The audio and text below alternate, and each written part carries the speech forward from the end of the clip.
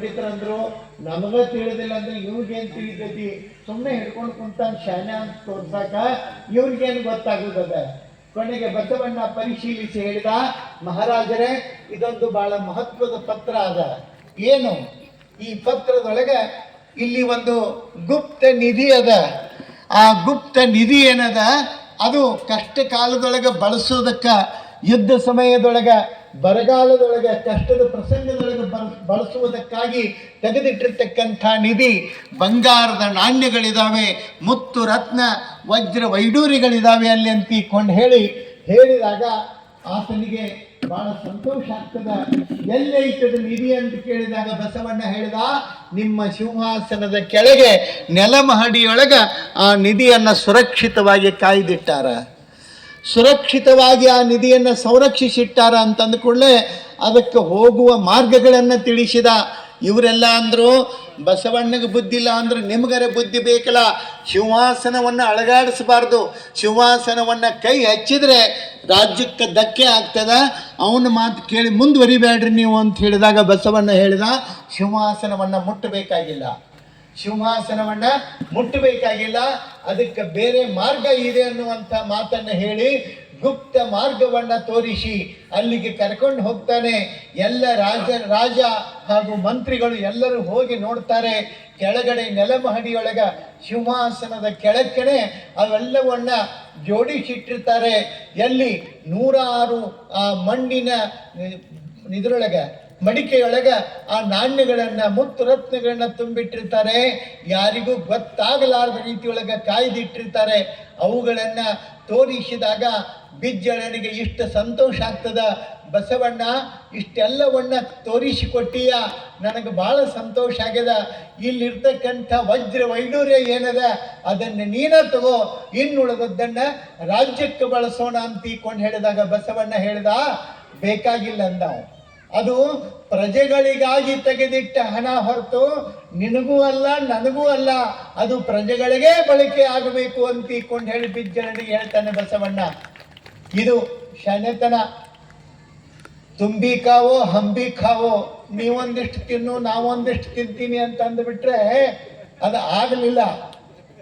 ಅದು ಅಲ್ಲ, ಅದು ವ್ಯವಸ್ಥೆ ಅಲ್ಲ. ಎಷ್ಟು ಚಂದ ಹೇಳ್ತಾನೆ ಬಸವಣ್ಣ.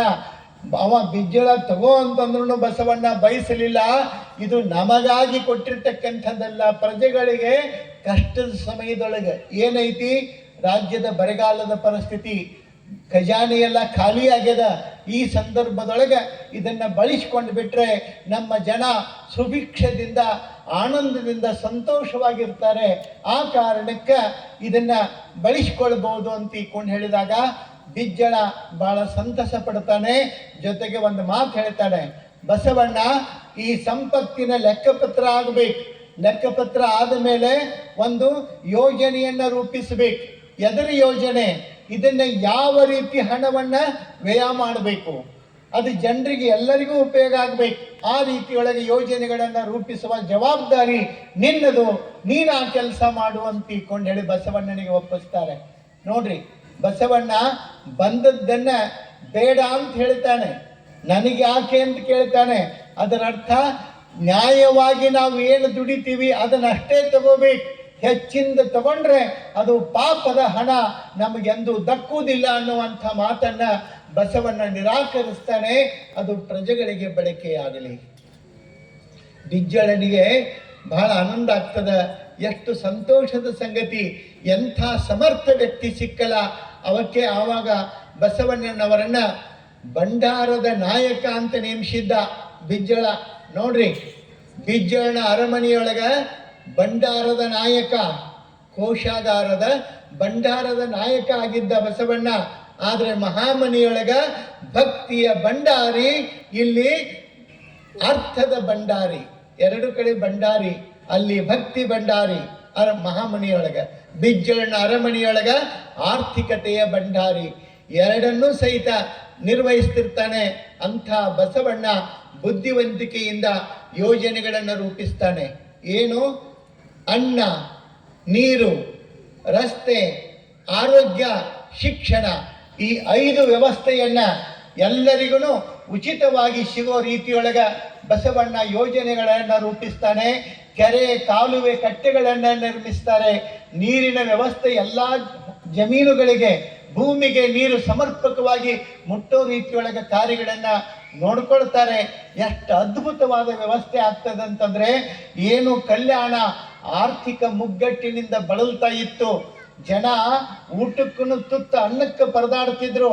ಅಂತಹ ಪರಿಸ್ಥಿತಿಯೊಳಗ ಬಸವಣ್ಣನಿಂದಾಗಿ ಇಷ್ಟೆಲ್ಲವೂ ಸಮೃದ್ಧವಾಯಿತು ಕಲ್ಯಾಣ ಅನ್ನೋದನ್ನ ಕೇಳಿ ಅಲ್ಲಿಯ ಜನ ಎಲ್ಲ ಅಂತಾರೆ, ಬಸವಣ್ಣ ಆತ ಕೇವಲ ಮನುಷ್ಯನಲ್ಲ, ನಮ್ಮ ಪಾಲಿನ ದೇವರು, ಈ ನಾಡಿನ ದೇವರು, ವಿಶ್ವಗುರು ಬಸವಣ್ಣ ಅಂತ ಹೇಳಿ ಎಲ್ಲ ಜನ ಕೊಂಡಾಡ್ತಾರೆ. ಬಸವಣ್ಣನ ನೆನೆಯುವುದೇ ಘನ ಮುಕ್ತಿ ಪದಂ ಶಿವಾದವ ಅಂತ ಹೇಳ್ತಾರೆ. ಏನು, ಬಸವಣ್ಣನ ನೆನೆಯುವಂಥದ್ದೇ ಒಂದು ಬಹಳ ದೊಡ್ಡ ಮುಕ್ತಿ. ಮತ್ತೊಂದು ಮುಕ್ತಿ ಅಂದ್ರೆ ಬೇರೆ ಯಾವುದೂ ಇಲ್ಲ ಅನ್ನೋ ಮಾತನ್ನ ಹೆಂಗೆ ಹೇಳ್ತಾರಲ್ಲ, ಆ ಹಿನ್ನೆಲೆಯೊಳಗೆ ಬಸವಣ್ಣ ಆ ಕಲ್ಯಾಣದ ಸಮಗ್ರ ಚಿತ್ರಣವನ್ನೇ ಬದಲಿಸ್ತಾನೆ.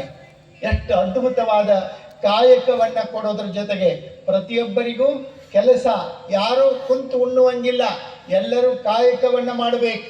ಕುಂಬಾರ, ಕಂಬಾರ, ಬಡಿಗ, ನೇಕಾರ, ಪ್ರತಿಯೊಂದು ಉದ್ಯೋಗಗಳನ್ನ, ಮೇದಾರ, ಎಲ್ಲರಿಗೂ ಕೆಲಸಗಳನ್ನ ಕೊಡ್ತಾನೆ. ಎಲ್ಲರೂ ದುಡಿಯೋದಕ್ಕೆ ಹತ್ತಾರೆ. ಎಲ್ಲರೂ ದುಡಿಯೋದ್ರಿಂದ ಆರ್ಥಿಕ ಸಂಪನ್ಮೂಲತೆ ತಾನೇ ತಾನಾಗಿ ಹೆಚ್ಚಾಗಿ ಬಿಡುತ್ತದ. ಹೆಂಗಾಗ್ತದ ಕಲ್ಯಾಣದ ವ್ಯವಸ್ಥೆ ಅಂತಂದ್ರೆ ನೋಡ್ರಿ, ಸಾಮಾನ್ಯವಾಗಿರ್ತಕ್ಕಂಥದ್ದೆಲ್ಲ ಆಸಿತಂ ಭವಿಷ್ಯತ್ ಕಲ್ಯಾಣಪುರಂ.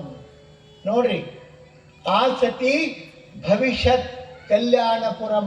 ಕಲ್ಯಾಣಪುರ ಎಂದಿಗೂ ಬರಗಾಲವನ್ನು ಅನುಭವಿಸಬಾರದು, ಸಂಪೂರ್ಣ ಸಮೃದ್ಧವಾಗಿ ಹಿಂದಿಗೂ ಹಂಗೆ ಇತ್ತು. ಬಸವಣ್ಣ ಬಂದ ಮೇಲೆ ಕಲ್ಯಾಣ ಸಮಗ್ರವಾಗಿ ಅದು ಅಭಿವೃದ್ಧಿಯನ್ನು ಹೊಂದುತ್ತದೆ. ಕೊನೆಗೆ ಬಸವಣ್ಣ ಎಲ್ಲವನ್ನ ಕಲ್ಪಿಸಿಕೊಡೋದ್ರ ಜೊತೆಗೆ ಹೊಸ ಧರ್ಮದ ಪರಿಕಲ್ಪನೆಯನ್ನು ಹುಟ್ಟುಹಾಕಿ ಎಲ್ಲರೂ ಬಸವಣ್ಣ ಮಾಡಿದ ಅಂತ ಹೇಳಿದಾಗ ಬಸವಣ್ಣ ಅಂತಾನೆ, ನಾನು ಮಾಡಲಿಲ್ಲ, ಹರ ನೀವ ಕಾಲಕ್ಕೆ ಶಿರಿಯು ಬೆನ್ನಲಿ ಬರಿಕು, ಹರಿದು ಹೆದ್ದರೆ ಕೆರೆ ತುಂಬಿದಂತೆ, ನೆರೆಯದ ವಸ್ತು ನೆರೆಗುವುದು ನೋಡ, ಪರಮ ನಿರಂಜನ ಮರೆದ ಕಾಲಕ್ಕೆ ತುಂಬಿದ ಹರವಿಗೆ ಕಲ್ಲುಕೊಂಡಂತೆ ಕೂಡಲ ಸಂಗಮ ದೇವ ಅಂತ ಹೇಳ್ತಾರೆ. ನಾನು ಮಾಡಲಿಲ್ಲ, ಈ ಎಲ್ಲ ಸಮೃದ್ಧಿಯನ್ನ ದೇವರು ಕರುಣಿಸಿದ, ದೇವರು ಕೊಟ್ಟ, ಇದೆಲ್ಲವೂ ಆಯ್ತು. ಹರ ನೀವ ಕಾಲಕ್ಕೆ ಶಿರಿಯು ಬೆನ್ನಲಿ ಬರ್ಕು ಅಂತ ಹೇಳ್ತಾನೆ. ದೇವರು ಕೊಡುವ ಹೊತ್ತಿನಾಗ ಸಂಪತ್ತು ನಮ್ಮ ಬೆನ್ನ ಹತ್ತಿ ಬರ್ತೈತೆ. ನಾವು ಒಲ್ಲೆತ್ತು ಮುಂದೆ ಹೋದ್ರೆ ನಮ್ಮ ಬೆನ್ನ ಹತ್ತಿ ಬರ್ತೈತೆ ಸಂಪತ್ತು. ಬಸವಣ್ಣ ಹೇಳ್ತಾನೆ ಈ ಮಾತನ್ನ, ಬಸವಣ್ಣಿಂದಾಯ್ತು ಈ ಲೋಕವೆಲ್ಲ ಅಂತ ಹೇಳಿದ್ರೆ ಬಸವಣ್ಣ ಅಂತಾನೆ, ನನ್ನಿಂದಾಗಲಿಲ್ಲ ಶಿವನಿಂದಾಯಿತು ಅಂತ ಹೇಳಿ ಬಸವಣ್ಣ ಹೇಳ್ತಾನೆ. ಯಾಕೆ ಬಸವಣ್ಣ ದೊಡ್ಡವ ಅಂತಂದ್ರೆ, ಎಲ್ಲವನ್ನ ತಾನು ಮಾಡಿಯೂ ಸಹಿತ ನಾನು ಏನು ಮಾಡಲಿಲ್ಲ ಅನ್ನುವಂಥ ಮಾತೇನೈತಿಲ್ಲ, ಆ ಕಾರಣಕ್ಕೆ ಬಸವಣ್ಣ ಬಹಳ ದೊಡ್ಡವ ಅನಿಸ್ಕೊಳ್ತಾನೆ. ನಾವು ಏನೂ ಮಾಡದಿದ್ರು ಚಿಂತಿಲ್ಲ, ಯಾರೇ ಮಾಡಿದ್ದು ಉದ್ಘಾಟನೆ ಮಾಡಿ ಮತ್ತೆ ಫೋಜ್ ಕೊಟ್ಕೊಂಡಿರ್ತ ಬಿಡ್ತೀವಿ. ನಾವು ಎಲ್ಲಿ ಏನೂ ಮಾಡಲಾರ್ದ ಮಾಡಿವಿ ಅಂತ ಹೇಳುವಂಥ ನಾವೆಲ್ಲಿ, ಎಲ್ಲವನ್ನ ಮಾಡಿಯೂ ಸಹಿತ ನಾನು ಏನೂ ಮಾಡಲಿಲ್ಲ ಅಂತ ಹೇಳೋ ಬಸವಣ್ಣ ಎಲ್ಲಿ. ಈಗ ಭಾಳ ಮಂದಿ ಆಧುನಿಕ ಬಸವಣ್ಣ, ಆ ಬಸವಣ್ಣ ಅಂತ ಕೆಲವು ಮಂದಿ ಹೇಳಾಕತ್ಯಾರ, ಈಗ ಆರೋಪ ಮಾಡಾಕತ್ಯಾರ ಅಭಿನವ ಬಸವಣ್ಣ ಅಂತ ಹೇಳಿ. ನೆನಪಿಟ್ಕೊಡ್ರಿ, ಅಭಿನವ ಬಸವಣ್ಣ ಅನ್ನೋ ಹೋಲಿಕೆಯನ್ನ ಮತ್ತಾರಿಗೂ ಕೊಡೋದಕ್ಕೆ ಸಾಧ್ಯ ಇಲ್ಲ. ಬಸವಣ್ಣ ಅನ್ನೋ ಪದ, ವಿಶ್ವಗುರು ಅನ್ನೋ ಪದ ಯಾರಿಗಾದರೂ ಸಲ್ಲುತ್ತಿದ್ರೆ ಅದು ವಿಶ್ವಗುರು ಬಸವಣ್ಣ ಒಬ್ಬರಿಗೆ ಮಾತ್ರ. ಬಸವಣ್ಣನಿಗೆ ಸರಿಸಾಟಿ ಬಸವಣ್ಣನೇ ಹೊರತು ಮತ್ತಾರೂ ಅಲ್ಲ ಅನ್ನೋದನ್ನು ನಾವು ಮರಿಬಾರ್ದು. ಎಂದಿಗೂ ಹೋಲಿಸಬೇಡ್ರಿ, ಯಾರಿಗೂ ಹೋಲಿಸಬೇಡ್ರಿ. ಬಸವಣ್ಣನಿಗೆ ಹೋಲಿಸೋದಕ್ಕೆ ಇನ್ನೊಬ್ಬ ವ್ಯಕ್ತಿ ನಿಮಗೆ ಇತಿಹಾಸದೊಳಗೆ ಸಿಕ್ಕೋದಿಲ್ಲ. ಈ ಮಾತನ್ನ ಮರಿಬೇಡ್ರಿ. ಅಭಿನವ ಬಸವಣ್ಣ ಅನ್ನುವಂಥ ಪದ ಬಹಳ ತಪ್ಪಾಗ್ತದ. ಬಸವಣ್ಣನಂಥವ ಯಾರು ಅಂತಂದ್ರೆ ನೋಡ್ರಿ, ಉಪಮಾತೀತರು, ನಮ್ಮ ಶರಣರು, ಕಾಲ ಕರ್ಮ ವಿರಹಿತರು ಅಂತ ಹೇಳ್ತಾರೆ. ಆಕಾಶಕ್ಕೆ ಆಕಾಶವೇ ಉದಾಹರಣೆ, ಸಮುದ್ರಕ್ಕೆ ಸಮುದ್ರವೇ ಉದಾಹರಣೆ, ಬಸವಣ್ಣನಿಗೆ ಬಸವಣ್ಣನೇ ಉಪಮೆ, ಮತ್ತೊಂದು ಉಪಮೆಯನ್ನು ಕೊಡೋದಕ್ಕೆ ಸಾಧ್ಯ ಇಲ್ಲ ಅನ್ನೋ ಮಾತನ್ನ ನಾವು ಎಂದಿಗೂ ಮರಿಬಾರ್ದು. ಅಷ್ಟು ಅದ್ಭುತವಾದಂಥ ಅರ್ಥಪೂರ್ಣವಾದಂಥ ಕಾಯಕವನ್ನ ಮಾಡುವ ಮೂಲಕ ಬಸವಣ್ಣ ನೋಡ್ರಿ, ಆತನ ಕೀರ್ತಿ ಎಲ್ಲಾ ಕಡೆ ಬೆಳೀತದ. ಎಲ್ಲೆಲ್ಲಿಂದ ಶರಣ ಸಮೂಹ ಕಲ್ಯಾಣದತ್ತ ಹರಿದು ಬರ್ತದ. ಕಾಶ್ಮೀರು, ಎಲ್ಲಿಯ ಕಾಶ್ಮೀರ ನೋಡ್ರಿ, ಕರ್ನಾಟಕ ಎಲ್ಲಿ, ಕಾಶ್ಮೀರಲ್ಲಿ, ಕಾಶ್ಮೀರದಿಂದ ಆಮೇಲೆ ಬೇರೆ ಬೇರೆ ರಾಷ್ಟ್ರಗಳಿಂದ ಕಲ್ಯಾಣದತ್ತ ಶರಣರು ಹರಿದು ಬರ್ತಾರೆ. ಕಲ್ಯಾಣ ಅದು ಭೂಲೋಕದ ಕೈಲಾಸವಾಗಿ ಕಂಗೊಳಿಸ್ತದ. ಅಂಥ ಕಲ್ಯಾಣವನ್ನ ಕುರಿತು ನೋಡೋದೇ ಒಂದು ಚಂದ ಅನ್ನೋ ಮಾತನ್ನ ನಾವು ಗಮನಿಸಬೇಕು. ಜನಮನದ ಉಸಿರಾಗಿ ಮಿಡಿದನು ಬಸವ, ಬಸವ ಬಸವ ಲಿಂಗವಂತ ಧರ್ಮ ಜ್ಯೋತಿ ಬೆಳಗಿದೆ ಬಸವ, ಲಿಂಗವಂತ ಧರ್ಮ ಜ್ಯೋತಿ ಬೆಳಗಿದೆ ಬಸವ, ವಿಶ್ವ ತುಂಬ ನಿನ್ನ ಕೀರ್ತಿ ಹರಡಿದೆ ಬಸವ, ವಿಶ್ವ ತುಂಬ ನಿನ್ನ ಕೀರ್ತಿ ಹರಡಿದೆ ಬಸವ, ವಿಶ್ವ ತುಂಬ ನಿನ್ನ ಕೀರ್ತಿ ಹರಡಿದೆ ಬಸವ, ಲಿಂಗವಂತ ಧರ್ಮ ಜ್ಯೋತಿ ಬೆಳಗಿದೆ ಬಸವ, ಲಿಂಗವಂತ ಧರ್ಮ ಜ್ಯೋತಿ ಬೆಳಗಿದೆ ಬಸವ, ವಿಶ್ವ ತುಂಬ ನಿನ್ನ ಕೀರ್ತಿ ಹರಡಿದೆ ಬಸವ, ವಿಶ್ವ ತುಂಬ ನಿನ್ನ ಕೀರ್ತಿ ಹರಡಿದೆ ಬಸವ.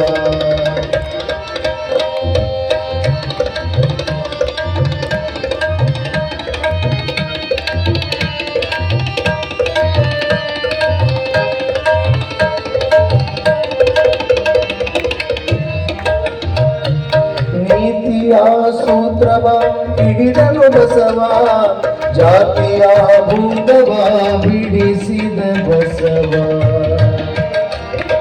ನೀತಿಯ ಸೂತ್ರವ ಹಿಡಿದನು ಬಸವ, ಜಾತಿಯ ಭೂತವ ಬಿಡಿಸಿದ ಬಸವ, ಜನಮನದ ಉಸಿರಾಗಿ ಹಿಡಿದನು ಬಸವ, ಜನಮನದ ಉಸಿರಾಗಿ ಹಿಡಿದನು ಬಸವ, ಜಗಜ್ಯೋತಿಯಂದನಿಸಿ ಒಳೆದನು ಬಸವ, ಜಗಜ್ಯೋತಿಯಂದನಿಸಿ ಒಳೆದನು ಬಸವ, ಲಿಂಗವಂತ ಧರ್ಮ ಜ್ಯೋತಿ ಬೆಳಗಿದೆ ಬಸವ, ವಿಶ್ವ ತುಂಬ ನಿನ್ನ ಕೀರ್ತಿ ಹರಡಿದೆ ಬಸವ, ವಿಶ್ವ ತುಂಬ ನಿನ್ನ ಕೀರ್ತಿ ಹರಡಿದೆ ಬಸವ.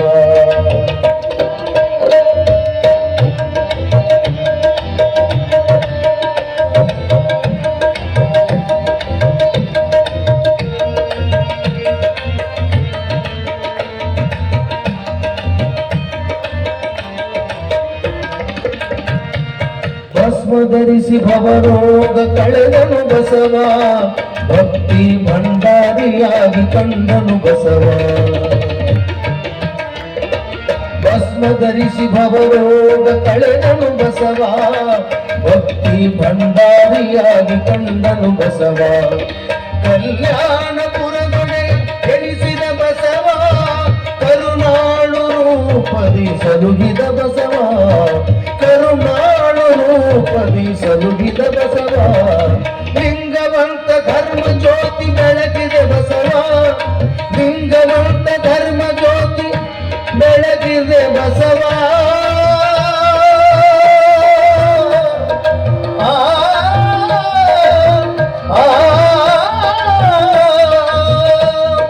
ಲಿಂಗವಂತ ಧರ್ಮ ಜ್ಯೋತಿ ಬೆಳಗಿದೆ ಬಸವ, ಲಿಂಗವಂತ ಧರ್ಮ ಜ್ಯೋತಿ ಬೆಳಗಿದೆ ಬಸವ, ವಿಶ್ವ ತುಂಬ ನಿನ್ನ ಕೀರ್ತಿ ಹರಡಿದೆ ಬಸವ, ವಿಶ್ವ ತುಂಬ ನಿನ್ನ ಕೀರ್ತಿ ಹರಡಿದೆ ಬಸವ, ವಿಶ್ವ ತುಂಬ ನಿನ್ನ ಕೀರ್ತಿ ಹರಡಿದೆ ಬಸವ.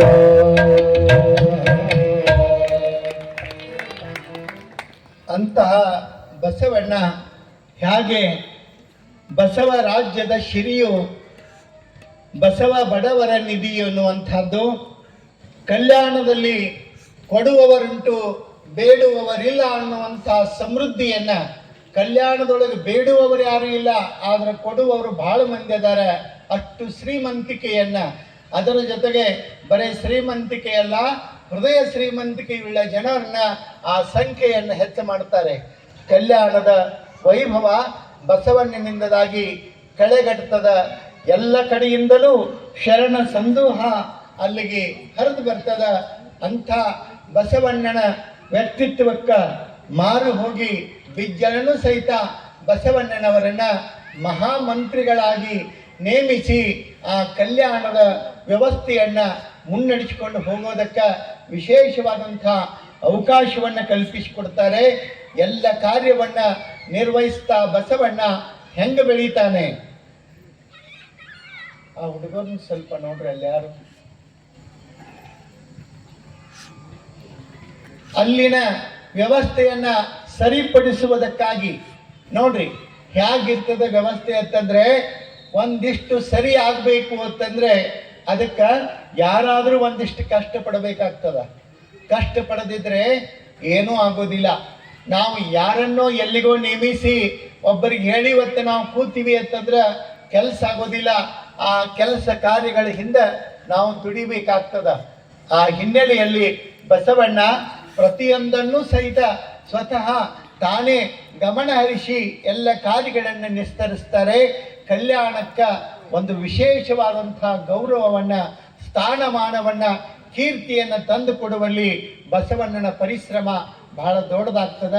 ಬಿಜ್ಜಳ ಅಂದ್ಕೋತಾನೆ, ಎಂದು ಬಸವಣ್ಣ ಕಲ್ಯಾಣಕ್ಕೆ ಕಾಲಿಟ್ಟ ಅಂದು ಕೇವಲ ನನ್ನ ಭಾಗ್ಯ ಅಲ್ಲ, ಈ ಕಲ್ಯಾಣದ ಭಾಗ್ಯವೇ ತೆರೀತು ಅಂತ ಹೇಳಿ ಸಂಭ್ರಮ ಪಡ್ತಾನೆ ಬಿಜ್ಜಳ. ಅಂಥ ವ್ಯವಸ್ಥೆಯೊಳಗ ನೋಡ್ರಿ ಹೆಂಗಿರ್ತದೆ ಅಂತಂದ್ರೆ, ನಾವು ಎದಕ್ಕೋ ಯಾರನ್ನೋ ನೇಮಿಸ್ತೀವಿ, ಅವ್ರು ಮತ್ತೆ ಏನೇನಾರೇ ಮಾಡ್ಕೋತ ಕುಂದಿರ್ತಾರೆ. ನಾವು ಮಾಡುದ ಬೇರೆದಕ್ಕ, ಮುಂದೆ ಅವ್ರು ಮಾಡಾಕತ್ತದ ಬೇರೆದಕ್ಕೆ ಮಾಡಾಕತ್ತಾರ. ಒಬ್ಬ ರಾಜ ಇದ್ದತ್, ಅವ ತನಗೆ ತನ್ನ ವ್ಯವಸ್ಥೆ ಸಲುವಾಗಿ ಪ್ರತಿ ದಿವಸ ತಾನು ಮಲಗುವಾಗ 1 ಲೀಟರ್ ಹಾಲು ಕಾಸಿ ನನಗೆ ಕುಡಿಯಾಕ ಕೊಡಬೇಕು ಅಂತ ಹೇಳಿದ. 1 ಲೀಟರ್ ಹಾಲು ದಿವಸ ರಾತ್ರಿ ನಾನು ಮಲಗೋಕ್ಕಿಂತ ಮೊದಲ ಕಾಶಿ ಕುಡಿಯೋದಕ್ಕೆ ವ್ಯವಸ್ಥಿತವಾಗಿ ಕೊಡಬೇಕು. ಅದಕ್ಕೆ ಒಬ್ಬನ ನೇಮಿಸಿದ. ಒಬ್ಬನ್ನ ಹಾಲು ಕಾಶಿ ಕುಡಿಯಾಕ ಕೊಡೋ ಸಂಬಂಧ ಒಬ್ಬನ ನೇಮಿಸಿಕೊಂಡ.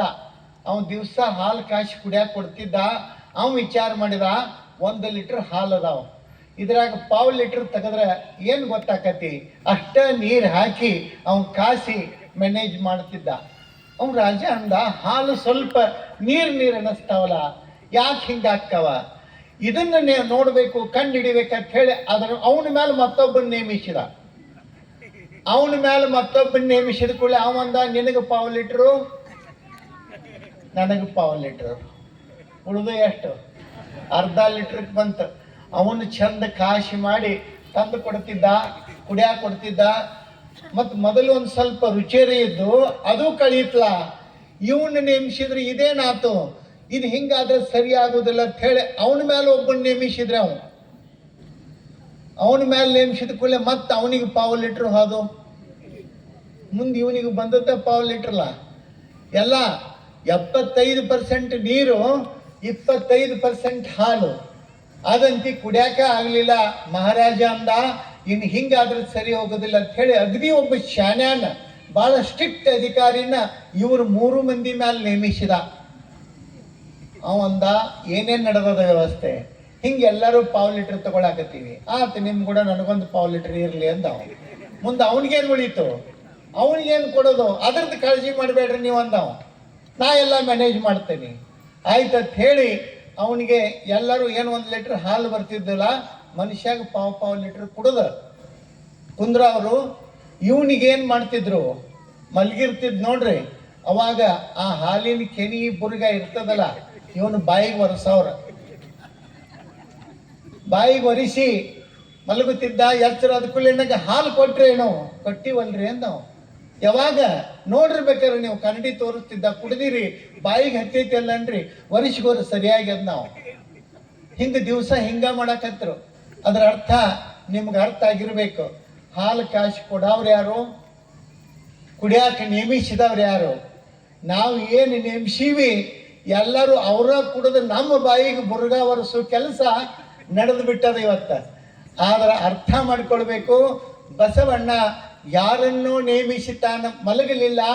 ಪ್ರತಿಯೊಂದರ ಹಿಂದೆ ಬೆನ್ನು ಹತ್ತಿ ನಿಂತ, ಎಷ್ಟು ನಿಷ್ಠೆಯಿಂದ ಕೆಲಸ ಮಾಡಿದ ಅಂತಂದ್ರೆ, ರಾಜ ಮಾಡೋದು ಒಂದು ನಯಾ ಪೈಸಾ ಇರ್ತದೆ, ಆದರೆ ಮಂತ್ರಿಯಾಗಿ ಬಸವಣ್ಣ 99% ಎಲ್ಲ ಕೆಲಸಗಳನ್ನು ನಿರ್ವಹಿಸ್ತಿದ್ದ ಅನ್ನೋ ಕಾರಣಕ್ಕೆ ಬಸವಣ್ಣ ಬಿಜ್ಜಳನಿಗೆ ಬಹಳಷ್ಟು ಅಚ್ಚುಮೆಚ್ಚಿನವನಾದ. ಪದೋನ್ನತಿ ನಡೆದು ಎಲ್ಲ ಇನ್ನುಳಿದವ್ರಿಗೆಲ್ಲ ಸಂಕಟ ಬಿತ್ತು. ಈಗ ಒಬ್ಬರಿಗೆ ಛಲ ಆತಂದ್ರೆ ಉಳ್ಕಿದವ್ರು ಸಂತೋಷ ಪಡೋರು ಎಷ್ಟು ಮಂದಿ ಇರ್ತಾರ. ಯಾರಿಗೇನೆ ಛಲ ಆಗೈತಂದ್ರೆ ಸುಮ್ಮನೆ ಮ್ಯಾಲ ಅಷ್ಟ ಚಂದ ಗುಳು ಮಾತಾಡೋದು, ಒಳಗೊಳಗೆ ಸಂಕಟ ಪಟ್ಟದ್ದು ಉರ್ಕೊಂಡದ್ದು ಈ ಪರಿ ನೋಡ್ತಿರ್ತೀವಿ ನಾವು. ಆದ್ರೆ ಇಲ್ಲಿ ಬಸವಣ್ಣನಿಗೆ ಒಳ್ಳೇದಾಯ್ತು ಅಂತಂದಾಗ ಬಹಳ ಜನ ಸಂಭ್ರಮ ಪಟ್ರು. ಆದ್ರೆ ಕೆಲವು ಜನ ಕೊಂಡಿಗಳಲ್ಲಿದ್ದುಲ್ಲ, ಆ ಕೊಂಡಿಗಳು ಏನ್ ಮಾಡ್ತಿದ್ವು ಅಂತಂದ್ರೆ ಹೆಂಗ ಮಾಡಿ ಬಸವಣ್ಣನ ಹಿಂದೆ ಸರಿಸಬೇಕು, ಹೆಂಗ ಮಾಡಿ ಬಸವಣ್ಣನ ಹೆಸರು ಕೆಡಿಸಬೇಕು. ಇವ್ರು ಅವಾಗ ಅಷ್ಟೇ ಇದ್ರಂದ್ರೆ ನೀವು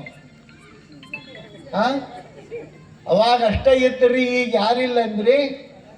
ಅವಾಗ ಒಂದ್ ದಿವಸ ಸಂಖ್ಯೆ ಕಡಿಮೆ ಇತ್ತು, ಈಗ ಮತ್ತೆ ಹೆಚ್ಚಾಗ್ಯಾವ. ಈಗ ಬಸವಣ್ಣನ ಹೆಸರು ಬೆಳೆದ್ರನೇ ಕೆಲವು ಮಂದಿಗೆ ನಿದ್ದೆ ಹತ್ತವಾತ. ಡಾಕ್ಟರ್ ಹತ್ತಕ್ಕೆ ಹೋಗಿ ಕೇಳಾಕತ್ತಿದ್ರತ್, ಯಾಕೋ ನಮಗೆ ಒಟ್ಟ ಸರಿ ಇಲ್ರಿ, ಒಟ್ಟ ನಿದ್ದೆ ಹತ್ತವಾತು. ಏನು ವಿಚಾರ ಮಾಡಕತ್ತೀರಿ? ಏನಿಲ್ಲ, ಬರೀ ಎಲ್ಲ ಕಡೆ ಬಸವಣ್ಣಂದ ಸುದ್ದಿ ಕೇಳಿ ಸಂಕಟ ಆಯ್ತು, ಒಟ್ಟ ನಿದ್ದೆ ಹತ್ತವಾತು. ಆ ನಮನಿ ನಿದ್ದೆ ಹತ್ತಲಾರ್ದಂಗೆ ಕೆಲವು ಮಂದಿ ಒದ್ದಾಡಕತ್ತಾರ. ಆದ್ರೆ ಅರ್ಥ ಮಾಡ್ಕೊಳ್ಬೇಕು, ಯಾರಿಗೆ ಬಸವಣ್ಣ ಅಜೀರ್ಣ ಆಗ್ತಾನಲ್ಲ ಅವರಿಗೆ ಇನ್ನು ದಿನಮಾನಗಳು ಒಳ್ಳೆಯವಿಲ್ಲ ಅನ್ನೋದನ್ನ ಮಾತ್ರ ಮರಿಬಾರ್ದು. ಇನ್ನು ಮುಂದೆ ಏನಿದ್ರು ಅದು ಬಸವಣ್ಣನದೇ ವ್ಯಕ್ತಿತ್ವ, ಬಸವಣ್ಣನದೇ ಹೆಸರು, ಬಸವಣ್ಣನದೇ ಕೀರ್ತಿ ಹೊರತು ಮತ್ತೇನೂ ಇಲ್ಲ ಅನ್ನುವಂಥ ಮಾತನ್ನ ನಾವ್ಯಾರೂ ಮರಿಬಾರ್ದು. ನೋಡ್ರಿ, ಸುಮ್ಮನೆ ಅಲ್ಲ, ಎಲ್ಲ ವ್ಯವಸ್ಥೆಗಳನ್ನ ನಡೆಸಿಕೊಂಡು ಮಾಡಿ ಕೀರ್ತಿಯನ್ನ ಪಡೆಯುವಂತಹದ್ದು ಆಗಬೇಕಾದ್ರೆ ಕಾಯ ವಾಚ ಮನಸ ಒಳ್ಳೆಯ ಭಾವನೆಗಳಿರ್ಬೇಕು, ಒಳ್ಳೆಯ ನಡೆನುಡಿಗಳಿರ್ಬೇಕು. ನಿಮ್ಗೆ ಹೇಳ್ತೀನಿ, ಶಿರಸಂಗಿ ಒಳಗೆ, ಬೆಳಗಾವಿ ಜಿಲ್ಲೆ ಶಿರಸಂಗಿ ಒಳಗೆ ಲಿಂಗರಾಜ ದೇಸಾಯಿ ಅಂತ ಬರ್ತಾರೆ. ಹೆಸರು ಕೇಳಿರ್ಬೇಕು ನೀವು. ಲಿಂಗರಾಜ ದೇಸಾಯಿಯರು ಮಕ್ಕಳಿರ್ಲಿಲ್ಲ ಅವ್ರಿಗೆ. ಆದ್ರೆ ನಾಡಿನ ಮಕ್ಕಳಿಗೋಸ್ಕರ ತಮ್ಮ ಎಲ್ಲ ಆಸ್ತಿಯನ್ನ, ತಮ್ಮ ದೇಸಾಯಿ ದೇಶಗತ್ತಿದು ಸಾವಿರಾರು ಎಕರೆ ಆಸ್ತಿ, ಎಲ್ಲ ಜಮೀನನ್ನ, ಸಂಪತ್ತನ್ನ ಬಡ ಮಕ್ಕಳು, ಲಿಂಗಾಯತ ಬಡ ಮಕ್ಕಳಿಗೆ ಉಚಿತವಾಗಿ ಅದು ಉಪಯೋಗ ಆಗಲಿ ಅಂತ ಹೇಳಿ ಬಿಟ್ಟು ಕೊಟ್ಟಿರ್ತಕ್ಕಂಥ ಪುಣ್ಯಾತ್ಮ ಲಿಂಗರಾಜ್ ದೇಸಾಯಿ ಅವರು. ಹೊಡೀರೊಂದ್ಸಲ ಚಂದಾಗಿ ಅದೇ ಅಂಥವ್ರನ್ನ ನೆನೆಸ್ಕೋಬೇಕು. ಎಲ್ಲವನ್ನ ತ್ಯಾಗ ಮಾಡಿ ತಮ್ಮದನ್ನೋದನ್ನು ಏನು ಇಟ್ಕೊಳ್ಳಾರ್ದೆ ಸಮಾಜಕ್ಕಾಗಿ ತ್ಯಾಗ ಮಾಡ್ಯಾರ ಅಂತಂದ್ರೆ ಅವರನ್ನ ಸಮಾಜ ಪುರುಷರು ಅಂತ ನಾವು ಕರಿತೀವಿ. ಆ ಹಿನ್ನೆಲೆಯೊಳಗೆ ಬೇಸಿಗೆಯೊಳಗೆ ಒಂದು ದಿವಸ ತಮ್ಮ ಮಾವಿನ ತೋಟದೊಳಗೆ ನೆರಳಿಗೆ ಮಲ್ಕೊಂಡಿರ್ತಾರೆ. ಸುಮ್ಮನೆ ಹಂಗ ಅಡ್ಡಾಡ್ಕೊಂತ ಹೋಗಿ ಅಡ್ಡಾಗಿರ್ತಾರೆ. ಮಲ್ಗೋದಂದ್ರೆ ಹಂಗಲ್ಲ, ಸುಮ್ಮನೆ ಗಿಡದ ನೆರಳಿಗೆ ಅಡ್ಡಾಗಿದ್ರು. ಆ ಹೊತ್ತಿಗೆ ಆ ಹಾದಿಯಿಂದ ಒಬ್ಬ ಹುಡುಗ ಅಲ್ಲಿ ಹಾದು ಹೊಂಟಿರ್ತಾನೆ. ಗಿಡದೊಳಗೆ ಹಣ್ಣುಗಳು ಭಾಳ ಚಂದ ಹಣ್ಣಾಗಿರ್ತಾವ. ಆ ಹಣ್ಣನ್ನ ನೋಡಿ ಕಲ್ಲು ಒಗಿತಾನೆ. ನೋಡ್ರಿ ನೀವು, ಗಿಡದ ಎಷ್ಟು ದೊಡ್ಡ ಮನಸ್ಸು. ಆ ಹುಡುಗ ಕಲ್ಲು ಒಗಿತಾನೆ. ಕಲ್ಲು ಒಗೆದ ಕೂಡಲೇ 2 ಹಣ್ಣು ಬಿದ್ದು ಆ ಗಿಡ ಕಲ್ಲು ಒಗಿಸ್ಕೊಂಡು 2 ಹಣ್ಣು ಕೊಡ್ತದ. ಯಾವನೋ ಇನ್ನೊಂದು ಗಿಡ ಕೇಳಿತಂತೆ, ಬೇವಿನ ಗಿಡ ಮಗ್ಲಿತ್ತು. ಅವ ಕಲ್ಲು ಒಗದ, ನೀನು ಹಣ್ಣು ಯಾಕೆ ಕೊಟ್ಟಿ ಅವನಿಗೆ ಅಂತ ಕೇಳಿದ್ರೆ ಅವಾಗ ಮಾವಿನ ಗಿಡ ಹೇಳ್ತತ್ತ, ನಮ್ಮವ್ವ ಹೇಳ್ಯಾಳ, ನಿನಗೆ ಯಾರ ಕಲ್ಲು ಒಗಿಲಿ ಬೇಜಾರು ಮಾಡ್ಕೋಬೇಡ, ಅವ್ರಿಗೊಂದೆರಡು ಹಣ್ಣು ಕೊಟ್ಟು ಕಳಿಸು ಅಂತ ಹೇಳಿ ನಮ್ಮ ಅವ್ವ ಹೇಳ್ಯಾಳ. ಆ ಕಾರಣಕ್ಕೆ ಯಾರು ಕಲ್ಲು ಒಗೆದ್ರು ಸರಿ, ನಾ ಹಣ್ಣು ಕೊಟ್ಟು ಕಳಿಸ್ತೀನಿ ಅಂತ ಹೇಳ್ತಾರೆ. ಮಾವಿನ ಗಿಡ ಅವಾಗ ಲಿಂಗರಾಜ ದೇಸಾಯಿಯವರು ಮಲ್ಕೊಂಡಂತಹ ಸಂದರ್ಭದೊಳಗೆ ಅವೇನು ಹಣ್ಣಿನ ಗಿಡಕ್ಕೆ ಕಲ್ಲು ಒಗಿತಾನೆ, ಆ ಕಲ್ಲು ಹಣ್ಣಿಗೆ ಬಡದು ಸೀದಾ ಬಂದು ಲಿಂಗರಾಜ ದೇಸಾಯಿಯವರ ತಲೆಗೆ ಬಡಿತದ. ತಲೆಗೆ ಬಡದು ಪೆಟ್ಟಾಗಿ ತಲೆಯಿಂದ ರಕ್ತ ಸುರಿತದ. ಆ ಸಂದರ್ಭದೊಳಗೆ ದೇಸಾಯಿಯವರು ಎದ್ದು ನೋಡಿದ್ರು, ಯಾರವ ಅಂತ ಇಷ್ಟ ಅನ್ನೋದಷ್ಟ ತಡ ಆ ಸೇವಕರು ಓಡಿ ಹೋಗಿ ಆ ಹುಡುಗನ ಹಿಡ್ಕೊಂಡು ಬಂದರು. ಊರ್ ಕಡೆ ಹೋಗಿದ್ದವ ಅಷ್ಟೊತ್ತಿಗಾಗ್ಲೇ ಹಿಡ್ಕೊಂಡು ಬಂದ್ರ. ಅವನ್ನ ಹಿಡ್ಕೊಂಡು ಬಂದ ದೇಸಾಯಿಗಳ ಮುಂದೆ ನಿಲ್ಲಿಸಿದ್ರು. ಅಷ್ಟೊತ್ತಿಗಾಗ್ಲೇ ಆ ಹುಡುಗನ ಅವ್ವ ಅಪ್ಪಗೆ ಸುದ್ದಿ ಹೋಗಿತ್ತು, ನಿಮ್ಮ ಮಗ ದೇಸಾಯಿಯವರಿಗೆ ಕಲ್ಲು ಹೋಗದಾನ, ತಲೆಗೆ ಪೆಟ್ಟಾಗೈತಿ, ಹಿಡ್ಕೊಂಡು ಹೋಗ್ಯಾರ. ಅಯ್ಯೋ ಏನ್ ಮಾಡ್ತಾರೋ ಏನೋ ಅಂತ ಹೇಳಿ ತಂದೆ ತಾಯಿಗಳು ಅಳ್ಕೋತ ಗಾಬರಿಯಿಂದ ದೇಸಾಯಿಯವರಿದ್ದಲ್ಲಿ ಹೋದ್ರು. ಅಷ್ಟೊತ್ತಿಗಾಗ್ಲೇ ಈ ಹುಡುಗನ ಓದ್ ನಿಲ್ಸಿದ್ರು. ದೇಸಾಯಿ ಅವ್ರ ಕೂಡ ಮಾತಾಡಕತ್ತಿದ್ರು. ಅವಾಗ ಲಿಂಗರಾಜ್ ದೇಸಾಯಿ ಅವರಿಗೆ ಇವ್ರ ತಂದೆ ತಾಯಿಗಳು ಕೇಳ್ತಾರ, ಯಪ್ಪ ಸಣ್ಣ ಹುಡುಗ ತಿಳಿಲಾರ್ದ ಹಣ್ಣಿಗೆ ಆಸೆ ಪಟ್ಟು ಕಲ್ಲು ಒಗದಾನ, ತಟ್ಟಾಗೈತಿ, ನಮ್ ತಪ್ಪಾಗ್ಯದ, ನೀವೇನು ಶಿಕ್ಷಾ ಕೊಡೋರಿದ್ರೆ ನಮಗ್ ಕೊಡ್ರಿ, ಇದೊಂದ್ ಸಲ ಆ ಹುಡುಗನ ಬಿಟ್ಟು ಬಿಡ್ರಿ ಅಂತ ಈಕೊಂಡು ಕೇಳಿದ್ರು. ಅವಾಗ ಲಿಂಗರಾಜ್ ದೇಸಾಯಿ ಅವರಂದ್ರು, ಹಂಗ ಬಿಡಾಕ್ ಆಗುದಿಲ್ಲ ಅಂದ್ರ ಅವ್ರು, ಹಂಗ ಬಿಡಾಕ್ ಬರೋದಿಲ್ಲ. ಆ ಹುಡುಗನ್ನ ಕರೆದ್ರು, ಅಲ್ಲ ನೀನು ಕಲ್ಲು ಒಗದಿಲ್ಲ, ಆ ಗಿಡ ನಿನಗೇನು ಕೊಟ್ಟಿತು, 2 ಹಣ್ಣು ಕೊಟ್ಟಿತ್ರಿ ಅಂತಂದವ್. ಅವಾಗ ಲಿಂಗರಾಜ್ ದೇಸಾಯಿಯವರು ಅಂದ್ರಂತೆ, ಏನೂ ಬುದ್ಧಿ ಇರ್ಲಾರ್ದ ಗಿಡ ಕಲ್ಲು ಒಗದಾಗ 2 ಹಣ್ಣು ಕೊಟ್ಟೈತಿ ಅಂದ್ರೆ ಬುದ್ಧಿ ಇರುವಂಥ ಹೃದಯ ಇರುವಂಥ ದೇಸಾಯಿ ಶ್ರೀಮಂತ ನಾನು, ಏನೂ ಕೊಡದಿದ್ರ ಆ ಗಿಡದ ಕಿತ್ತ ಅತುತ್ತಾಕಿನಿ ಅಂತ ಹೇಳಿ ಆ ಹುಡುಗನ ಸಮೀಪ ಕರೆದ್ರತ್ತೆ. ಕರೆದು 5 ಎಕರೆ ಜಮೀನನ್ನ ಆ ಹುಡುಗನ ಹೆಸರಿಗೆ ಇನಾಮ್ ಬರೆದು ಕೊಡ್ತಾರೆ, ನಿನ್ನ ಬಡತನ ಇಲ್ಲಿಗೆ ಮುಗೀಲಿ ಅಂತ ಕೊಂಡು ಹೇಳಿ. ಎಂಥ ದೊಡ್ಡ ಮನಸ್ಸು! ಕಲ್ಲು ಒಗಿಸಿಕೊಂಡು ಜಮೀನು ಕೊಡುವಂಥವ್ರನ್ನ ನಾವೆಲ್ಲರಿಗೂ ನೋಡಕ್ ಸಾಧ್ಯ ಐತೆ? ನೀವು ಬರೇ ಕತಿ ಅಂತ ತಿಳ್ಕೊಂಡಿರಿ. ಇವತ್ತಿಗೂ ಸಹಿತ ಸೌದತ್ತಿಯೊಳಗ ಆ ಜಮೀನು ನಿಮಗೆ ನೋಡಾಕ್ ಸಿಗ್ತದ, ಐತಿ ಇವತ್ತಿಗೂ. ಅದು ಅರ್ಥ ಮಾಡಿಕೊಳ್ಬೇಕು. ನಮ್ಮ ನಾಡಿಗಾಗಿ ಸಮಾಜಕ್ಕಾಗಿ ಎಷ್ಟು ದೊಡ್ಡ ತ್ಯಾಗ ಮಾಡಿದ್ದಾರೆ. ಅದಕ್ಕೆ ಪರೋಪಕಾರಾಯ ಫಲಂತಿ ವೃಕ್ಷ, ಪರೋಪಕಾರಾಯ ವಹಂತಿ ನದ್ಯ, ಪರೋಪಕಾರಾಯ ದುಹಂತಿ ಗಾವ, ಪರೋಪಕಾರಾರ್ಥಮಿದಂ ಶರೀರಂ. ಈ ಶರೀರ ನಮಗೋಸ್ಕರ ಅಲ್ಲ, ಈ ಶರೀರ ಸಮಾಜಕ್ಕೋಸ್ಕರ. ಈ ಶರೀರ ಹುಟ್ಟಿದ್ದೇ ಈ ನಾಡವರಿಗೋಸ್ಕರ ಅಂಥೇಳಿ ಹಗಲು ರಾತ್ರಿ ದುಡಿದು ತಮ್ಮ ಶರೀರವನ್ನ ಗಂಧದ ಕೊರಡಿನಂತೆ ತೆಗೆದುಕೊಂಡಿರ್ತಕ್ಕಂಥವ್ರು ಡಾಕ್ಟರ್ ಚನ್ನಬಸವ ಪಟ್ಟದೇವರು, ನಮ್ಮ ನಾಡಿನ ಕಾಮಧೇನು ಕಲ್ಪವೃಕ್ಷ. ಅಂಥವರು ಈ ನಾಡಿಗಾಗಿ ತಮಗಾಗಿ ಏನು ಮಾಡ್ಕೊಳ್ಳಿಲ್ಲ. ಅವರು ಏನು ಮಾಡ್ಕೊಂಡಾರ ಹೇಳ್ರಿ? ತಮಗಾಗಿ, ತಮ್ಮ ಸ್ವಂತಕ್ಕಾಗಿ, ಮಠಕ್ಕಾಗಿ ಏನು ಮಾಡ್ಕೊಳ್ಳಿಲ್ಲ. ಅವರು ವಿಚಾರ ಮಾಡಿದ್ರು, ನನ್ನ ಸಮಾಜ, ನನ್ನ ಭಕ್ತರು, ನನ್ನ ನಾಡು ಬೆಳೆದ್ರೆ ಸಾಕು, ಈ ಮಠ ತನ್ನಷ್ಟಕ್ಕೆ ತಾನೇ ಬೆಳೀತದ. ಮಠ ಬೆಳೆಸೋದು ಮುಖ್ಯ ಅಲ್ಲ, ನಾಡು ಬೆಳೆಸೋದು ಮುಖ್ಯ ಅಂತ ಹೇಳ್ತಕ್ಕಂಥ ಅಪರೂಪದ ಗುರುಗಳು ಯಾರಾದರೂ ಆಗಿ ಹೋಗಿದ್ರೆ ಅದು ನಮ್ಮ ಬಾಲ್ಕಿಯ ಡಾಕ್ಟರ್ ಚನ್ನಬಸವ ಪಟ್ಟದೇವರು ಅನ್ನೋದು ನಮ್ಮೆಲ್ಲರ ಹೆಮ್ಮೆ, ಅಭಿಮಾನ ಆಗ್ಬೇಕು. ನೋಡ್ರಿ, ಈ ಭಾಗದ ತುಂಬ ಎಷ್ಟು ಶಿಕ್ಷಣ ಸಂಸ್ಥೆಗಳು, ಎಷ್ಟು ಶಿಕ್ಷಣದ ಗಂಧ ಸುಗಂಧ. ನಮ್ಮ ಮಕ್ಕಳೆಲ್ಲ ಇವತ್ತು ಅಗದಿ ಚಂದ ಪ್ಯಾಂಟ್ ಹಾಕ್ಕೊಂಡು, ಪಿಟ್ ಪ್ಯಾಂಟ್ ಏನು ಹೇಳ್ತೀರಿ ನೀವು, ಜೀನ್ಸ್ ಪ್ಯಾಂಟ್ ಯಾವ್ದಾರ ಇರಲಿ, ಟೈಟ್ ಆಗಿ ಬೆಲ್ಟ್ ಹಾಕ್ಕೊಂಡು ಎದಿ ಶಟಿಸ್ಕೊಂಡು ನಮ್ಮ ಮಕ್ಕಳು ಇವತ್ತು ಅಡ್ಡಾಡ್ತಿದ್ರೆ ಅದು ಯಾರ ಪುಣ್ಯ ಅಂತಂದ್ರೆ ಡಾಕ್ಟರ್ ಚನ್ನಬಸವ ಪಟ್ಟದೇವರ ಪುಣ್ಯ. ಅವರ ಹೆಸರು ಹೇಳಿ ನಾವು ಉಣ್ಬೇಕು, ಅವ್ರ ಹೆಸರು ಹೇಳಿ ತುತ್ತು ಉಣ್ಬೇಕು. ಅಷ್ಟು ದೊಡ್ಡ ಇಡೀ ಜೀವನದುದ್ದಕ್ಕೂ ಹೆಂಗೆ ನೋಡ್ರಿ, ತಾವು ಸವ್ಕೊಂಡು ಹೋದ್ರು. ಒಂದು ಕಡೆಗೆ ಶಂಕರ್ ಮೊಕಾಸಿ ಪುಣೇಕರ್ ಬಹಳ ಚಂದ ಬರೀತಾರೆ, ಕಲ್ಲ ಮೇಲೆ ಗಂಧ ಕೊರಡು ಜೀವ ಜೀವ ತೇಯುತ್ತಿರಲು ನೋಡಿರುವೆಯ, ತಾಯಿ ಗಿಡದ ತೊಡೆಯ ಸೀಡಿ ಯಾಕೋ ಏನೋ ಜನ್ಮ ತಾಳಿ ಬಲಿತು ನಿಂದಿತದು ಗಂಧವಾದ ತಪ್ಪಿಗಾಗಿ, ಕೊರಡು ಅರಳಿ ಗಂಧವಾಯಿತು ಯಾರ ಮುಖವೋ ಚಂದವಾಯಿತು, ನಮಗದೇನು ತಿಳಿಯುವುದಂತೂ ನಮಗೂ ಅದಕ್ಕೂ ಯಾವ ನಂಟು. ಎಷ್ಟು ಚಂದ ಹೇಳ್ತಾರೆ. ಗಂಧದ ಕೊರಡು ಬಲಿತು ಅರಳಿ ನಿಲ್ತದ, ಕತ್ತರಿಸಿ ತಂದು ನಾವು ಕಲ್ಲು ಮೇಲೆ ನೀರು ಹಾಕಿ ಗೋಣ ಹಾಕಿ ತೇಯ್ತೀವಿ. ಕೊರಡು ಅರಳಿ ಗಂಧವಾಯಿತು ಯಾರ ಮುಖವೋ ಚಂದವಾಯಿತು. ಆ ತೇದ ಕೂಡಲೇ ಗಂಧ ಬರ್ತದ, ಆ ಗಂಧ ಹಚ್ಚಿಕೊಂಡು ನಮ್ಮ ಮುಖ ಚಂದ ಮಾಡ್ಕೋತೀವಿ ಹೊರತು ತೆಗೆದುಕೊಂಡ ಗಂಧದ ಕೊರಡನ್ನ ನಾವು ಹೊಳ್ಳಿ ನೋಡೋದಿಲ್ಲ. ಚನ್ನಬಸವ ಪಟ್ಟದೇವರು ಗಂಧದ ಕೊರಡಿನಂತೆ ಸವದಿದ್ದಾರೆ ನಮ್ಮೆಲ್ಲರ ಮುಖವನ್ನ ಚಂದ ಮಾಡೋದಕ್ಕೆ ಅನ್ನೋದನ್ನ ನಾವೆಂದಿಗೂ ಮರಿಬಾರದು. ಅಂಥವರ ನೋಡ್ರಿ ಸ್ಮರಣೋತ್ಸವ, ಪೂಜ್ಯ ಡಾಕ್ಟರ್ ಬಸವಲಿಂಗ ಪಟ್ಟದೇವರ ಅಮೃತ ಮಹೋತ್ಸವ ಇವೆರಡೂ ಸಹಿತ ಈ ನಾಡಿನೊಳಗೆ 20, 21, 22 ಈ 3 ದಿವಸಗಳನ್ನ ನೀವು ಉಳುಕಿ ದಿವಸ ನಿಮ್ಮ ಮನೆಗೆ, ನಿಮ್ಮ ಬದುಕಿಗೆ, ಪ್ರಪಂಚಕ್ಕೆ ಉಪಯೋಗ ಮಾಡ್ರಿ. ಈ 3 ದಿವಸ ಕಾಯ್ದಿಡಬೇಕಾದದ್ದು ಯಾರ ಸಲುವಾಗಿ? ಈ ಸಮಗ್ರ ಬೀದರ್ ಜಿಲ್ಲೆ ಅಷ್ಟೇ ಅಲ್ಲ, ಈ ನಾಡಿನ ಸುತ್ತಮುತ್ತಲಿನ ಬೇರೆ ರಾಜ್ಯಗಳ ಜನರು ಸಹಿತ 3 ದಿವಸಗಳ ಕಾಲ ಎಲ್ಲಿರ್ಬೇಕು ನಾವೆಲ್ಲರೂ ಅಂತಂದ್ರೆ ಬಾಲ್ಕಿಯ ಮಠದಲ್ಲಿಯೇ ನಾವೆಲ್ಲ ಈ ಗುರುಕುಲದಲ್ಲಿಯೇ ಇರಬೇಕು ಅನ್ನುವಂಥ ಪ್ರತಿಜ್ಞೆಯನ್ನ ನೀವೆಲ್ಲ ಮಾಡಿ ಸನ್ನದ್ಧರಾಗೋಣ. ಆರ್ಥಿಕವಾಗಿ ನೀವೆಲ್ಲರೂ ಈ ಕಾರ್ಯವನ್ನು ಬೆಂಬಲಿಸಿ ಅದನ್ನು ಪ್ರೋತ್ಸಾಹಿಸಿ ದೊಡ್ಡದು ಮಾಡತಕ್ಕಂಥ ಜವಾಬ್ದಾರಿ, ಅದನ್ನು ಬೆಳೆಸ್ತಕ್ಕಂಥ ಜವಾಬ್ದಾರಿ ಅದು ಯಾರ್ದು ಅಂತಂದರೆ ನಿಮ್ಮ ಮೇಲಿದೆ ಅನ್ನುವಂಥ ಮಾತನ್ನು ನಾನು ಮತ್ತೆ ಹೇಳ್ತಾ, ಇಂಥ ಕಾರ್ಯದೊಳಗೆ ನೀವೆಲ್ಲ ಸಕ್ರಿಯವಾಗಿರೋಣ ಅನ್ನುವಂಥ ಆಶಯವನ್ನು ವ್ಯಕ್ತಪಡಿಸ್ತಾ, ನಾಳಿನ ಬಸವ ದರ್ಶನ ಕಾರ್ಯಕ್ರಮದೊಳಗೆ ನೀವೆಲ್ಲ ಭಾಗವಹಿಸೋಣ ಅನ್ನುವಂಥ ಮಾತನ್ನು ಹೇಳ್ತಾ ಮುಂದಿನ ಸೂಚನೆಗಳಿಗೆ ಅವಕಾಶ ಮಾಡಿಕೊಡೋಣ. ಇಲ್ಲಿವರೆಗೆ ಬಸವ ದರ್ಶನ ಪ್ರವಚನವನ್ನ ಪರಮ ಪೂಜ್ಯ ಶಿವಾನಂದ ಮಹಾಸ್ವಾಮೀಜಿಗಳು ಪೂಜ್ಯರ ವಾಣಿಯಲ್ಲಿ ನಾವೆಲ್ಲರೂ ಆಲಿಸಿದ್ದೇವೆ. ಪರಮ ಪೂಜ್ಯರಿಗೆ ಭಕ್ತಿಯ ಜೋರಾದ ಚಪ್ಪಾಳೆ ಮೂಲಕ ಅನಂತ ಶರಣು ಶರಣಾರ್ಥಿಗಳನ್ನ ತಿಳಿಸ್ತಾ, ಜೊತೆಗೆ ಸಂಗೀತ ಕಲಾವಿದರು ಇರುವರಿಗೂ ಅನಂತ ವಂದನೆಗಳನ್ನ ಹೇಳಿ, ಇದೀಗ ವೇದಿಕೆಗೆ ಪರಮ ಪೂಜ್ಯ ನಾಡೋಜ ಡಾಕ್ಟರ್ ಬಸವಲಿಂಗ ಪಟ್ಟದೇವರು ಪೂಜ್ಯರು, ಪೂಜ್ಯ ಶ್ರೀ ಗುರುಬಸವ ಪಟ್ಟದೇವರ ಅಪ್ಪಗಳವರು ವೇದಿಕೆಗೆ ದಯಪಾಲಿಸಬೇಕಾಗಿ ವಿನಂತಿಯನ್ನ ಮಾಡ್ತೇನೆ.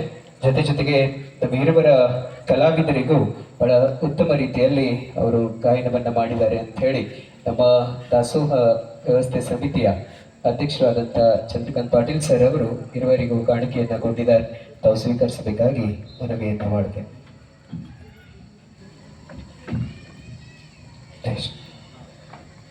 ಪರಮ ಪೂಜ್ಯ ಅಪ್ಪಗಳವರಿಗೆ ವೇದಿಕೆಗೆ ಭಕ್ತಿಪೂರ್ವಕವಾಗಿ ಬರಮಾಡಿಕೊಂಡು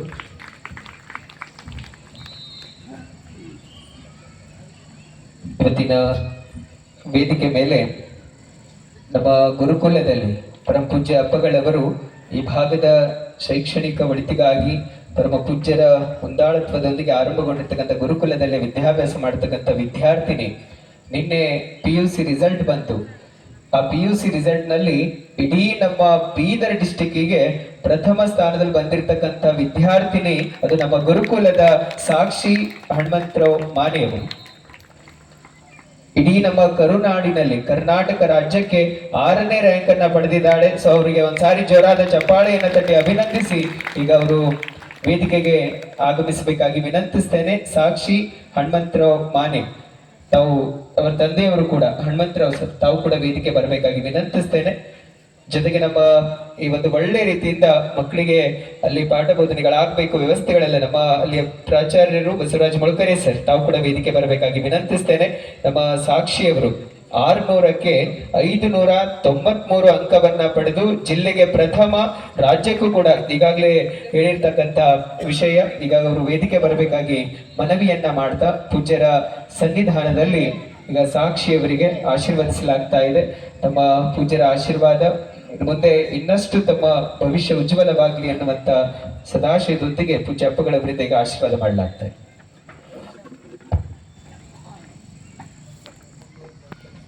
ಒಂದೆರಡು ವಿಚಾರಗಳು ನಮ್ಮ ಮೋಹನ್ ರೆಡ್ಡಿ ಸರ್ ಅವರು ಆಡಳಿತಾಧಿಕಾರಿಗಳು ವೇದಿಕೆ ಬರಬೇಕಾಗಿ ಕೇಳ್ಕೊಳ್ತಾ ಬಸವರಾಜ್ ಮೊಳಕೆರೆ ಸರ್.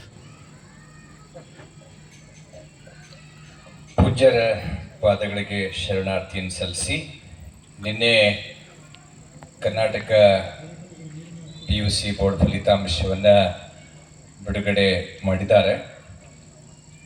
ಶ್ರೀ ಚನ್ನಬಸವೇಶ್ವರ ಗುರುಕುಲ ವಿಜ್ಞಾನ ಪದವಿ ಪೂರ್ವ ಮಹಾವಿದ್ಯಾಲಯದಿಂದ ಒಟ್ಟು 1231 ಮಕ್ಕಳು PUC ಪರೀಕ್ಷೆನ ಬರೆದಿದ್ರು. ಅದರಲ್ಲಿ ಕುಮಾರಿ ಸಾಕ್ಷಿ ಹನುಮಂತರಾವ್ ಮಾನೆ, ಭಾಲ್ಕಿ ತಾಲೂಕು ಖುದಂಪುರ ಎನ್ನುವಂಥ ಗ್ರಾಮದ ವಿದ್ಯಾರ್ಥಿನಿ, 4ನೇ ತರಗತಿಯಿಂದ PUC ವರೆಗೆ ಗುರುಕುಲದಲ್ಲಿ ಅಭ್ಯಾಸ ಮಾಡಿ 593 ಅಂಕ ಪಡ್ಕೊಂಡು 98.83% ಪಡ್ಕೊಂಡು ರಾಜ್ಯದ PUC ಬೋರ್ಡಿನ ಫಲಿತಾಂಶದಲ್ಲಿ 6ನೇ ರ್ಯಾಂಕ್ ಅನ್ನು ಪಡೆದಿರುತ್ತಾಳೆ. ಆ ವಿದ್ಯಾರ್ಥಿನಿ ಕನ್ನಡ ಮಾಧ್ಯಮದ ವಿದ್ಯಾರ್ಥಿನಿಯಾಗಿದ್ದು, ಆಕೆ ಸ್ಕಾಲರ್ಶಿಪ್ ಪೂಜ್ಯ ನಡೆಸುತ್ತಿರುವಂತಹ ಬಡ ಮತ್ತು ಪ್ರತಿಭಾನ್ವಿತ ವಿದ್ಯಾರ್ಥಿಗಳ ಸ್ಕಾಲರ್ಶಿಪ್ ಪರೀಕ್ಷೆಯಲ್ಲಿ ಉತ್ತಮ ರ್ಯಾಂಕ್ ಅನ್ನು ಪಡ್ಕೊಂಡು 2 ವರ್ಷ ಉಚಿತವಾಗಿರ್ತಕ್ಕಂಥ ಶಿಕ್ಷಣವನ್ನು ಪಡೀತಾ ಇದ್ದಾಳೆ. ತಂದೆಯವರು ಸಣ್ಣ ಒಂದು ವ್ಯಾಪಾರವನ್ನು ಮಾಡೋದ್ರ ಮೂಲಕ ಇವತ್ತು ಮಗುವಿಗೆ ಈ ಎಲ್ಲ ಪ್ರೋತ್ಸಾಹ ನೀಡ್ತಾ ಇದ್ದಾರೆ. ಒಟ್ಟು ಫಲಿತಾಂಶದಲ್ಲಿ 1229 ಮಕ್ಕಳು ಪರೀಕ್ಷೆಯಲ್ಲಿ ಪಾಸ್ ಆಗಿ ಒಟ್ಟು ಫಲಿತಾಂಶವು 99.84% ಅನ್ನ ಕಾಲೇಜಿನ ಫಲಿತಾಂಶವಾಗಿದೆ. ಅದರಲ್ಲಿ 857 ಮಕ್ಕಳು ಡಿಸ್ಟಿಂಕ್ಷನ್ ಅಲ್ಲಿ ಪಾಸ್ ಆಗಿದೆ.